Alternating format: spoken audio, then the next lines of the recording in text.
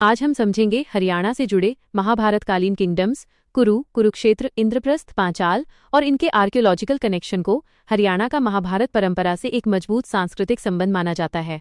प्राचीन समय में यह क्षेत्र व्यापक कुरु कल्चरल और पॉलिटिकल जोन का महत्वपूर्ण हिस्सा था।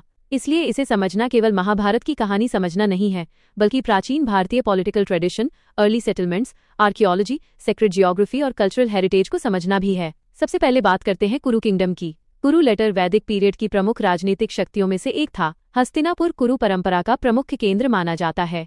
कुरुक्षेत्र का विस्तार वर्तमान हरियाणा, वेस्टर्न उत्तर प्रदेश और दिल्ली क्षेत्र के कुछ हिस्सों से जोड़ा जाता है। कुरु पांचाल क्षेत्र बाद के वैदिक काल में राजनीतिक और सांस्कृतिक विकास का एक महत्वपूर्ण केंद्र बना। अब बात करते हैं कुरुक्षेत्र की। कुरुक्षेत्र को परंपरागत रूप से महाभारत के महान युद्ध से जोड़ा जाता है। यही वो क्षेत्र है जहां भगवद गीता की परंपरा के अनुसार श्री कृष्ण ने अर्जुन को कर्म, धर्म और जीवन का ज्ञान दिया। महाभारत परंपरा में कुरुक्षेत्र को धर्मक्षेत्र भी कहा गया है। आज कुरुक्षेत्र एक महत्वपूर्ण पिलग्रिमेज, कल्चरल टूरिज्म और हेरिटेज स्टडीज सेंटर है। अब समझते हैं इंद्रप्रस्थ और हरियाणा का कनेक्शन। इंद्रप्रस्थ को परंपरागत रूप से पांडवों से जोड़ा जाता है और सामान्यतः इसकी पहचान दिल्ली क्षेत्र से की जाती है। इसका महत्व इसलिए है क्योंकि ये हरियाणा और दिल्ली से जुड़े व्यापक कुरु पॉलिटिकल लैंडस्केप को समझने में मदद करता है। लेकिन यूपीएससी में एक महत्वपूर्ण सावधानी याद रखिए, लिटरेरी ट्रेडिशन और मॉडर्न जियोग्राफिकल आइडेंटिफिकेशन को हमेशा आर्कियोलॉजिकली प्रूवन फैक्ट नहीं माना जाना चाहिए। अब बात करते हैं पांचाल की। पांचाल भी महाभारतकालीन प्रमुख राजनीतिक शक्तियों में से एक था।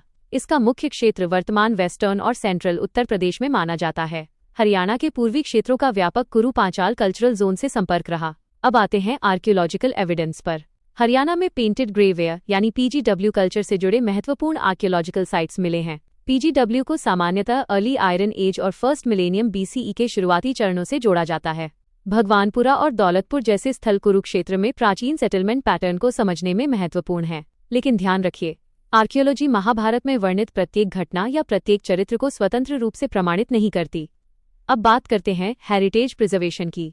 आर्कियोलॉजिकल सर्वे ऑफ इंडिया यानी एएसआई महत्वपूर्ण आर्कियोलॉजिकल हेरिटेज की प्रोटेक्शन और डॉक्यूमेंटेशन में भूमिका निभाता है। हरियाणा के heritage sites archaeological research, cultural tourism, heritage education और लोकल लाइवलीहुड को सपोर्ट करते हैं। यूपीएससी मेंस में इस टॉपिक को हिस्ट्री, कल्चर, आर्कियोलॉजी, जियोग्राफी और टूरिज्म के साथ जोड़कर लिखिए।